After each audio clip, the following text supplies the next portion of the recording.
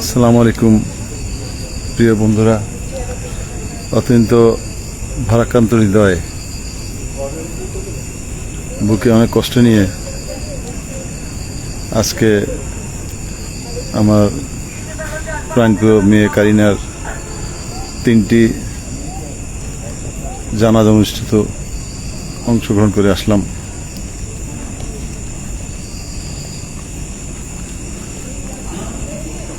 এই যে জায়গাটি দেখছেন আপনারা, এটা কিন্তু কারিনার একটা প্রিয় জায়গা ছিল। এই জায়গাটা আমার স্ত্রী লোপার নামে, এখানে ভবন আছে। এই জায়গাটা আমার মেয়ে কারিনার অত্যন্ত প্রিয় জায়গা। আমরা দেখতে পাচ্ছি জাকের বাড়ির অনেক নেতাকর্মীরা এখানে উপস্থিত আছেন, সবাই এসছে এখানে আমার মেয়ে কারিনাকে শেষ বিদায় জানানোর জন্য। এখানে আমার মনে হয় গত বছর বা তার আগের বছরও এই যেখানে কারিনা আমাকে নিয়ে একটা ভিডিও করেছে। এই জায়গাটা সবসময় আসলে সে এখানে চেয়ারে এখানে বসে থাকতো, খুব ভালো লাগতো। আজকে আমি চিন্তাও করিনি যে কারিনা এই জায়গা থেকে যাবে। কারিনার জন্য যে জায়গাটি করা হয়েছে আপনি দেখতে পাচ্ছেন নিজের সামনে, অর্থাৎ এই গাছটার নিচে ঠান্ডা জায়গা, এখনো খোঁড়া হয় নাই, এটা খুঁড়বো।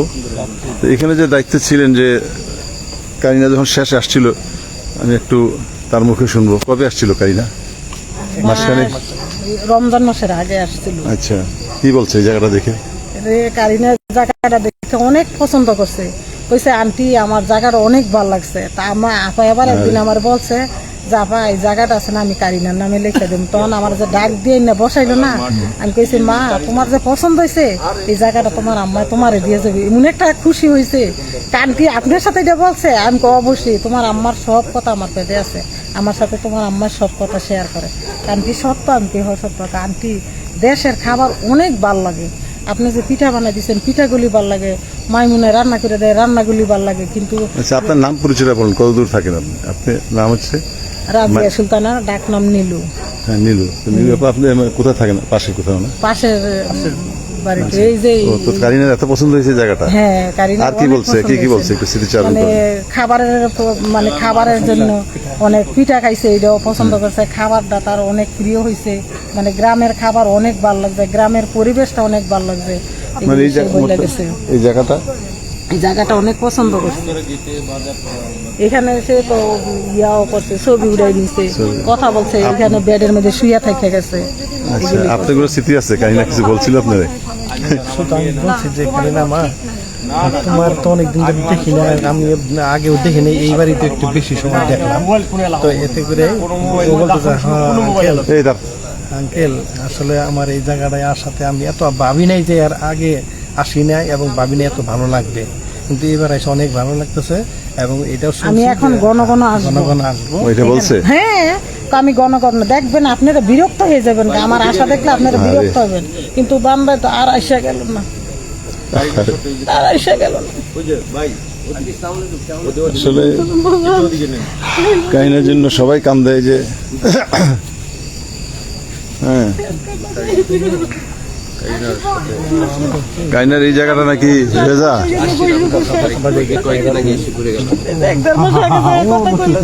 এই জায়গাটা কাইনা সহ আমরা ডানা আসছে। আচ্ছা, এই জায়গাটা নাচছি।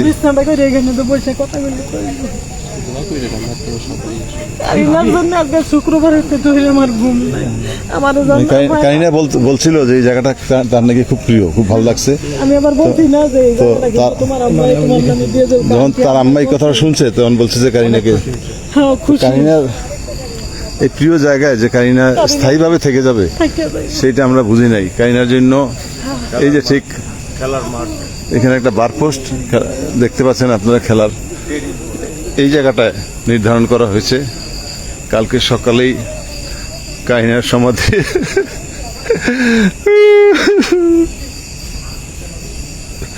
কাহিনাকে এখানে দাফন করা হবে। কাহিনার এখানেই থাকবে এখন থেকে।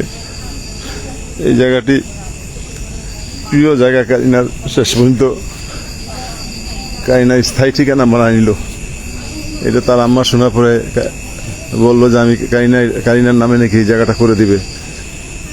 আমাকে অনেকক্ষণ বলতো হ্যাঁ, আঙ্কেল আপনি খাইছেন, মুনির আমাকে খুব স্নেহ করতো তারা।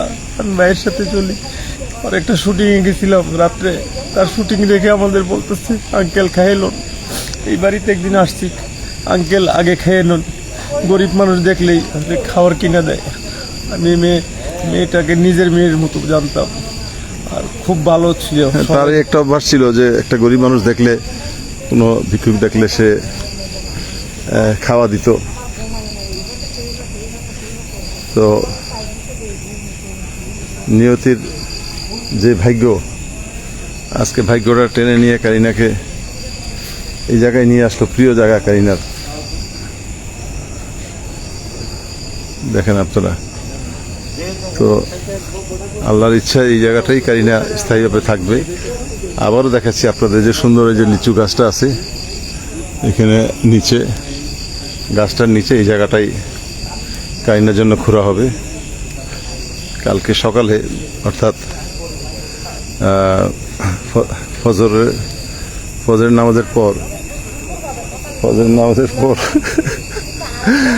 এইখানে কারিনাকে শ্বাস বিদায়, আর আমরা ওকে দেখতে পাবো না।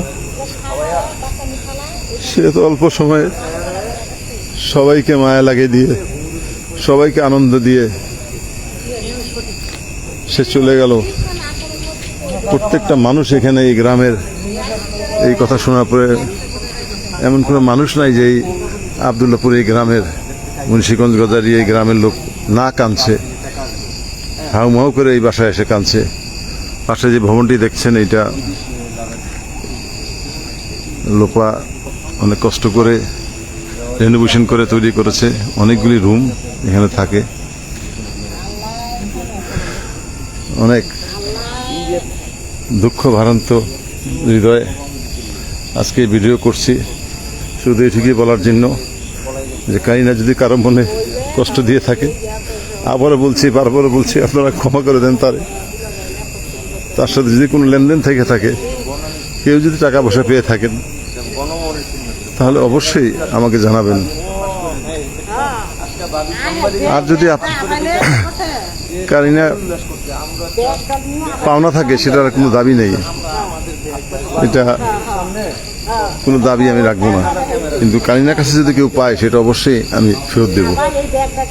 এটা অনেক সুন্দর একটা পরিবেশ জায়গা। এখানে এই মাঠটা, ছোট দুইটা বার পোস্ট আছে। কারিনা সবসময় এখানে এসে বসতো, এখানে ঠান্ডার মধ্যে বসে, এবং শীতের মধ্যে এই জায়গাটায় আগুন জ্বালিয়ে সে বসে থাকতো। খুব প্রিয় জায়গা ছিল, কিন্তু এই জায়গাটা যে স্থায়ী হয়ে যাবে তার জন্য, সেটা আমরা চিন্তাও করিনি। আজকে এই লিচু গাছের নিচেই এখানেই সমাধিত্ব করা হবে, এই জায়গাটাই খোঁড়া হবে। প্রিয় বন্ধুরা, মধ্যরাতে আপনাদের বিরক্ত করলাম, আপনার কিছু, তার সবচেয়ে কাছের মানুষ না, এখানে কারিনার খুব প্রিয় জায়গা ছিল, বুঝছো? এখানে যে কারিনা স্থায়ী